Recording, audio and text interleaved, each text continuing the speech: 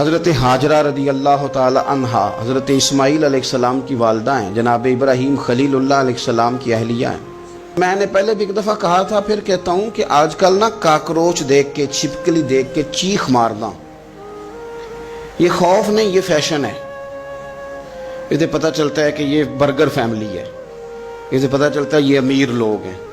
یعنی کاکروچ کھا جاتا ہے کہ چھپکلی کھا جاتی ہے، لیکن یہ نا جی وہ جی ہمارا بچہ چیخ مارتا ہے اس کو دیکھ کے، کیا مطلب ہے بڑا پڑھا لکھا ہے جی، بڑی سوبر فیملی۔ یہ پڑھے لکھے نہیں، یہ بزدل ہونے کی علامت۔ کمزور پڑنا، ڈرنا، خوف کھانا، اللہ تبارک و تعالیٰ پر ایمان رکھتے ہوئے توکل میں کمزوری کرنا، معاذ اللہ۔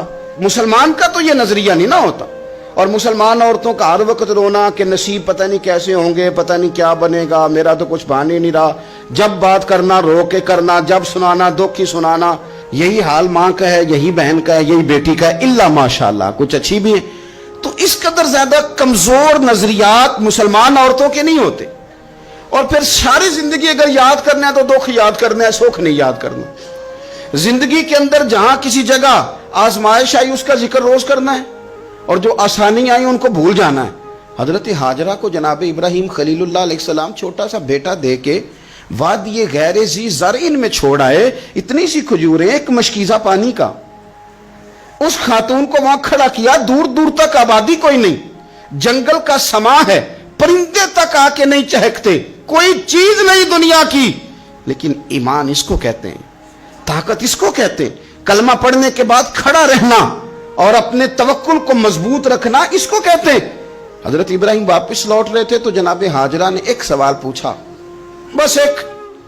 جناب حاجرہ عرض کرتی ہیں، اللہ کے خلیل، یہ اپنی مرضی سے چھوڑ کے جا رہے ہو کہ رب کا حکم ہے؟ میرے مالک کی میرے بارے میں یہی فیصلہ ہے، یہی رضا ہے، یا آپ اپنی مرضی سے چھوڑ کے جا رہے ہیں؟ تو جناب خلیل علیہ السلام فرمانے لگے، حاجرہ نہیں، یہ رب کا فیصلہ ہے، یہ اللہ کی رضا ہے۔ تو آپ کو بخاری میں یہ لفظ ملیں گے، جناب حاجرہ کہنے لگی پھر آپ فکر نہ کریں، اگر رب کا یہ حکم ہے تو پھر میرا رب ہمیں کبھی بھی ضائع نہیں کرے گا۔ یہ مضبوطی ایمان کی، یہ مضبوطی، رب پھر ہمیں کبھی ضائع۔ او میرے ملت کی بیٹیوں اور بہنوں، ساری امیدیں خامن سے کیوں لگاتی ہو؟ ساری امیدیں بیٹے اور بھائی سے کیوں لگاتی ہو؟ ساری امیدیں دنیا سے کیوں لگاتی ہو؟